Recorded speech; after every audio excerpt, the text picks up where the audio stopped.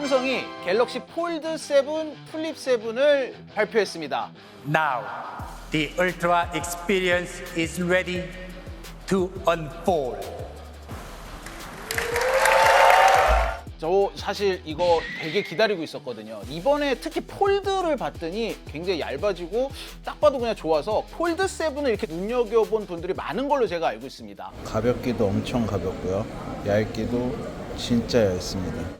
그런데 정작 삼성은 이 플립 7에 사활을 걸었다, 이런 얘기가 나오고 있습니다. 특히 휴대폰 부문보다도 반도체 부문에서 이런 얘기를 하고 있다고 해요. 삼성의 반도체는 왜 플립 7에 이렇게 기대를 하고 있는지 오늘 한번 취재를 해봤습니다.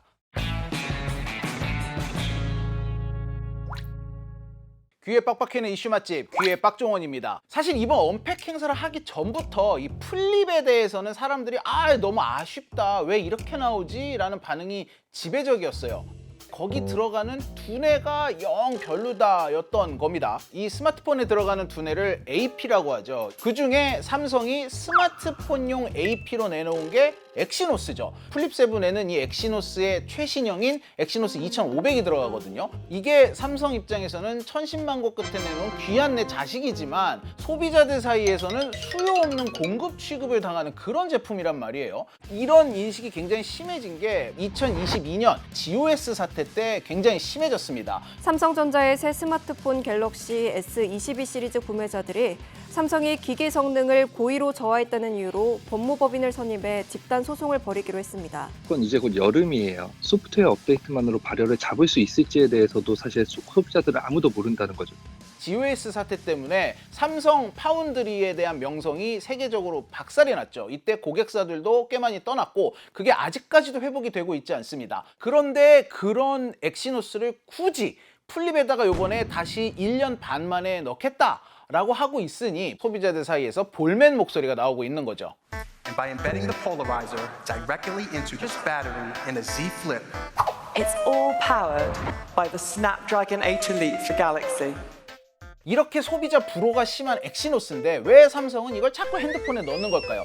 일단 삼성전자를 둘로 나눠서 볼 필요가 있어요. 스마트폰 부문과 이 반도체 부문입니다. 스마트폰 부문, 이 보면은 갤럭시 S3 때부터 자기네가 만든 엑시노스와 경쟁사인 미국 퀄컴이 만든 스냅드래곤을 AP로 병행을 해서 쓰고 있었거든요. 항상 소비자 선호도는 솔직히 스냅드래곤이 좀 더 높았어요. 그러다가 GOS 사태가 터지고 엑시노스를 쓸 수가 없잖아요. 갤럭시 S23, 여기서 처음으로 삼성전자가 자기네가 만든 엑시노스를 하나도 못 쓰고 전부 스냅드래곤을 갖다가 사다 썼거든요. 이때부터 삼성전자의 AP 구매 비용이 엄청나게 올라갑니다. 스냅드래곤의 의존도가 높아질수록 삼성전자의 스마트폰 부문이 쓰는 비용도 늘어나는 거예요. 이러다 보니까 비용 절감 측면에서도 되도록이면 좀 엑시노스를 많이 쓰려고 하는 경향이 있고요. 두 번째는 협상력을 강화하는 데도 도움이 된다라는 얘기가 나오거든요. 앞으로도 삼성이 이 퀄컴의 스냅드래곤을 갖다 써야 되는데 이때 만약에 엑시노스가 완전히 자빠졌다 이러면 퀄컴은 분명히 이 가격을 더 올릴 겁니다. 대체제가 없어졌으니까요.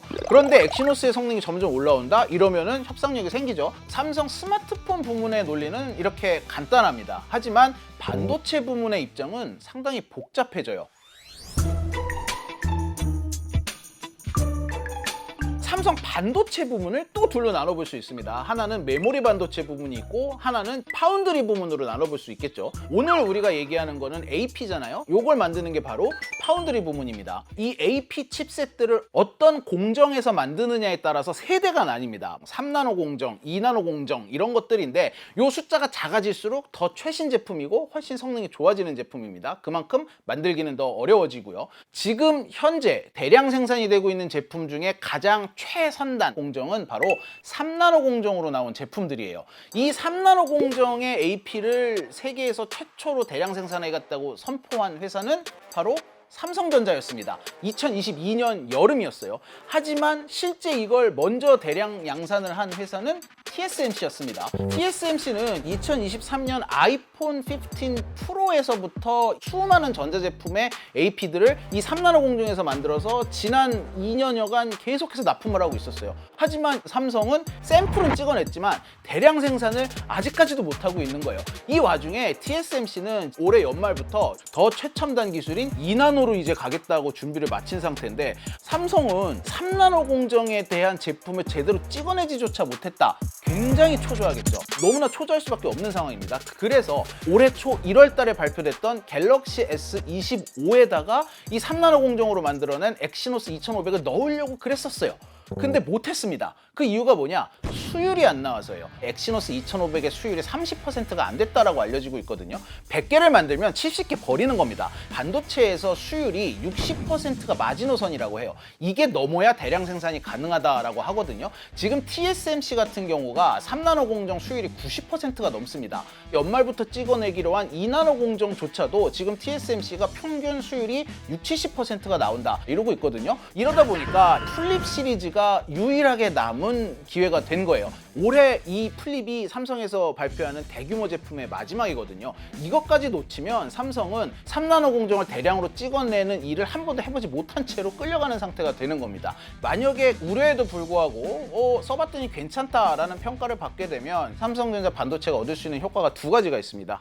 이 빅테크들에게 우리도 3나노 공정으로 AP 만들어서 이거 이렇게 잘 팔고 있어요. 홍보 효과를 누릴 수 있고 고객을 좀 끌어모을 수 있는 어떤 발판을 마련할 수 있다. 이런 게 있고, 두 번째는 내년 초에 삼성도 2나노 공정으로 엑시노스 2600을 찍어서 갤럭시 S26 시리즈 여기다 넣겠다라는 계획인 거거든요. 3나노에서 2나노로 가는 것도 이게 뭐 완전히 무슨 생산 설비를 바꾸고 그러는 게 아니라 거기서의 업그레이드란 말이에요. 결국은 3나노를 잘해야 2나노도 잘할 수 있는 거거든요. 칩을 만들고 그 칩을 가지고 실제 상용화까지 해봤다라는 거는 반드시 해봐야 됩니다. 그 경험을. 특히 삼성 파운드리 입장에서는 지금 3나노 뭐 특별하게 글로벌리 큰 기업에서 요청 들어온 게 없잖아요. AP는 굉장히 규모도 크고 이 칩 정도만 흘리면 웬만한 건 다 할 수 있는 거거든요. 3나노하고 2나노라고 하는 초미세 공정에서 상용화까지 갈 수 있는 거니까 플립 7 하나라도 여기에 채용이 된다고 하는 거는 굉장히 큰 의미가 있다.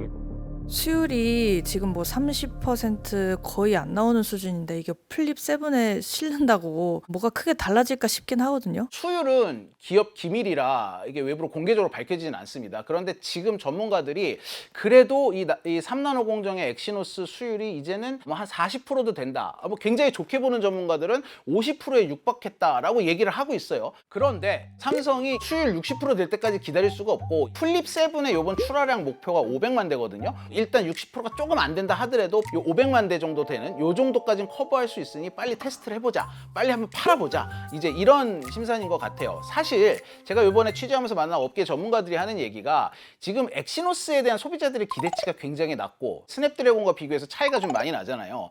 이러다 보니까 엑시노스를 굳이 플래그십 폰에 넣을 필요가 있느냐, 이거 차라리 A 시리즈에 넣으면 어떻겠느냐라는 얘기가 나옵니다. 왜냐하면 A 시리즈는 요 플래그십 폰 바로 아래에 있는 보급형 전화기잖아요. 하지만 그렇게 하지 못하는 이유는 대량으로 찍어내야 가격이 낮아지는데 여전히 수율이 잘 나오지 않고 있다 보니까 버리는 게 절반이 돼버리니 가격이 낮아질 수가 없죠.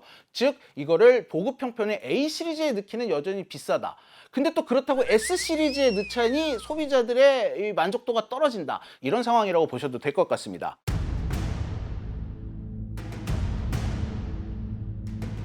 만약에 진짜 잘 돼서 플립 7이 성공을 한다고 해도 지금 파운드리 적자가 어마어마한데 적자 해결에 큰 도움은 안 될 것 같거든요.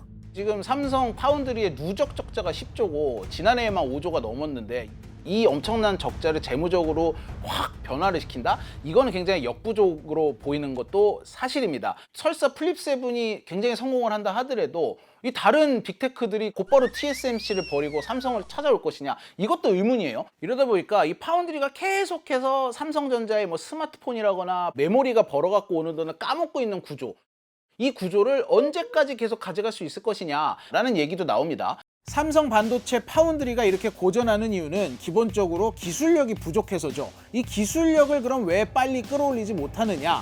삼성이 칩 설계와 제조, 그리고 이 칩을 탑재한 완제품까지 모두 혼자서 만드는 세계 유일의 종합 전자회사이기 때문이다 라는 얘기가 있어요. 모든 단계별로 완벽하게 한다면 전 세계 적수가 없는 최강의 비즈니스 모델이겠죠. 하지만 모두가 경쟁자가 돼서 혼자만 고립이 되는, 오히려 득보단 실이 많은 구조가 돼버렸다라는 분석이 나오고 있는 겁니다. 예를 들어서 삼성이 이번에 S25의 엑시노스 2500을 빨리 실어야 되는데 마음이 다급해져서 정말 자존심 굽히고 이거를 TSMC로 설계도를 들고 갔다고 해요. 지금 니네가 좀 만들어줘라. 그런데 더 굴욕적이게도 TSMC로부터 거절을 당했어요. 경쟁사 제품을 만들어줄 수는 없다, 뭐 이런 논리였다고 하는데, 그도 그럴 것이 사실 TSMC는 단순히 설계도를 가지고 오면 만들어만 주는 파운드리가 아닙니다. 유명한 일화가 있죠. 애플에서 설계도를 가지고 왔는데 이 설계도가 잘못됐던 거예요. 그럴 때 TSMC는 야, 이거 니네가 설계도 잘못했으니까 다시 해갖고 와, 이렇게 하지 않는다고 해요. 이때 자기네 기술자를 애플 본사로 파견을 보내가지고 어떻게 설계를 해야 실제 생산을 할 때 제대로 나올지를 같이 연구를 한다고 합니다. 작았던 회사를 지금의 엔비디아 왕국으로 만들어냈는데 굉장히 큰 일조를 한 것도 이런 TSMC의 영업 전략이었습니다. 이러다 보니까 TSMC는 이걸 만들어줄 수가 없는 거예요. 뭐가 잘못됐는지 얘기를 해주는 것 자체가 이 파운드리 라이벌로서 삼성에 이 어떻게 보면 정보가 유출되는 일이잖아요. 그런가 하면 정반대로 이 다른 데서 설계도를 가지고 와서 맡기질 않는 거예요. 괜히 설계도 갖다 줬다가 혹시 유출되는 거 아니야? 좀 이런 찝찝함이 있겠죠. 그럴 일은 물론 없겠지만. 그래서 전문가들은 이렇게 조언을 많이 해요. 예전에 한번 고위층하고 이야기를 했어요. 파운드리를 스핀업 하는 건 어떠냐? 대답은 스핀업 하면은 바로 죽는다. 그래서 못한다. 지금 엑시노스 2500, 2600에서 희망이 보이면은 계속 가겠지만은 그렇지 않으면은 뭔가 결단을 하지 않을까. 말씀드렸듯이 지금 당장은 그럴 수 없다라는 게 삼성의 결론이에요. 왜냐? 어마어마한 적자를 가지고 있는 회사를 독립을 시켜보세요. 이거 몇 년이나 버틸 수 있을까요? 그냥 죽는 겁니다. 거기다 이게 독립을 하면은 뭐 바로 고객이 들어옵니까? 그것도 아니잖아요. 이래서 지금 다른 데서 벌어오는 수익을 깎아 먹으면서 여기에 붙어 있는 게 그나마 이 목숨을 연장시킬 수 있는 길이다. 이런 판단이 나오고 있는 거고요. 일각에서 좀 극단적으로 뭐 계열 분리고 뭐고 다 어렵고 어차피 적자 면하기가 쉽지 않다면 그냥 파운드리를 없애버리는 게 어떠냐, 뭐 이런 얘기도 나옵니다. 근데 이것도 불가합니다. 왜냐하면은 파운드리에 쏟아부은 돈이 일단 어마어마합니다. 메모리 돼버렸어요. 이 메모리 비용 때문에 일단 바로 탈출할 수가 없고요. 이것보다 더 큰 거는 삼성은 소프트웨어 파워가 없습니다. 삼성 생태계가 없잖아요. 설계만 하고 있는 라이벌로 불리고 있는 애플이나 퀄컴이나 엔비디아 같은 경우는 칩을 설계해서 이걸 파는 데서 나오는 이윤도 있지만 이 이외에도 소프트웨어 파워로 인한 자기네 생태계를 갖추고 있고 여기서부터 끌어들이는 굉장히 고부가 가치 산업에서도 돈을 많이 벌고 있어요. 근데 삼성은 제조 원툴인 회사예요. 이런데 TSMC 같은 경우는 이 제조 하나만으로도 지금 전 세계를 다 먹었잖아요. 심지어 SK 하이닉스라거나 마이크론 같은 경쟁작 때문에 위축이 되고 있지, 여기에서 파운드리까지 놓아버린다? 이러면은 이 규모의 경제에서 이 제조업으로서 살아남을 수 없는 상황이 됩니다. 이래서 결국 삼성은 파운드리를 시간이 걸리더라도 살리는 길을 택할 수밖에 없을 것이다 라는 얘기가 나오는 거죠. 최근에 닌텐도 스위치 2가 좀 잘 팔리고 있는데 거기에 삼성 칩 들어가잖아요. 요게 좀 어떤 영향을 미칠지. 업계에서는 이 삼성에게 굉장한 호재다라고 얘기를 하고 있거든요. 지금 삼성전자가 올해에만 이 닌텐도 스위치 2에 들어가는 칩셋을 2천만 대 분량을 찍어낼 계획을 하고 있어요. 이게 매출로만 따지면 12억 달러, 1조 6천억 원 정도가 됩니다. 닌텐도 스위치 2에 들어가는 칩셋은 8나노 공정이에요. 8나노 공정이 좀 예전 단계라고는 해도 여전히 수익이 나는 미세 공정에 속해요. 삼성이 잘할 수 있는 분야고 대량 생산이 가능한 분야예요. 삼성 입장에서는 파리만 날리고 있던 파운드리에 1조가 넘는 고객이 찾아온 것과 동시에 놀고 있던 공장을 돌림과 동시에 다른 고객사에게도 홍보를 할 수 있는 효과까지 정말 일석삼조 4조의 효과를 가져다 준 게 고맙게도 닌텐도였던 겁니다. 이래서 전문가들 사이에서 무슨 얘기가 나오느냐, 꼭 2나노, 3나노만 잘한다고 해서 전체 수익이 올라가는 건 아니고 뭐 바로 아래 단계 4나노, 5나노, 7나노, 8나노 이런 것들 있잖아요. 거기도 사실은 수익력은 굉장히 좋거든요. 그러니까 그쪽에서 큰 것들을 따내는 거가 사실은 굉장히 중요해요. 그러면서 이제 돈 많이 들어가는 2나노, 3나노 이런 거에서 조금 까먹더라도 거기서 상쇄가 되도록 그렇게 이제 잘 성공시키고 3나노 또 수율 올리고 또 큰 회사 또 한두 개 정도 더 끌어들이고 경영이 그렇게 돌아가도록 해야 되는 거잖아요. 그래서 그렇게 하지 않으면 지금 뭐 별로 가능성이 없는 거죠. 이제는 예전 공정에서 돈을 벌어와서 최선단 공정에다가 투자를 하는 파운드리만으로도 살아남을 수 있는 선순환을 만들어야 하는데 닌텐도 스위치2가 그 초석을 놓아줬다라는 얘기가 나오고 있어요. 올해 삼성이 파운드리 부문의 연례 행사를 굉장히 축소를 했고요. 또 사상 처음으로 비공개로 진행을 했습니다. 삼성 파운드리의 어려움을 보여주는 처사였다라는 얘기가 나오는데 여기서 발표된 내용 중에 가장 주목을 끈 게 있어요. 삼성이 앞서 2나노 공정보다도 더 다음 차차 세대인 1.4나노 공정을 이 TSMC보다도 1년이 더 빠른 2027년부터 양산을 하겠다라는 계획을 계속해서 이 행사에서 발표를 했었어요. 그러다가 올해 비공개로 열린 이 행사에서 처음으로 이거를 2년 늦췄습니다. 삼성이 이제 먼저 선언을 해놓고 보고 이런 전략에서 내실을 다져나가는 구조로 전략을 바꾼 게 아니냐 이런 얘기가 나오고 있습니다. 앞으로 삼성 파운드리 어떻게 살아날 것이냐에 굉장히 초미의 관심이 집중이 되고 있는데 지금 확실히 삼성에게 필요한 거는 속도보다는 내실 다지기가 아닌가 싶습니다.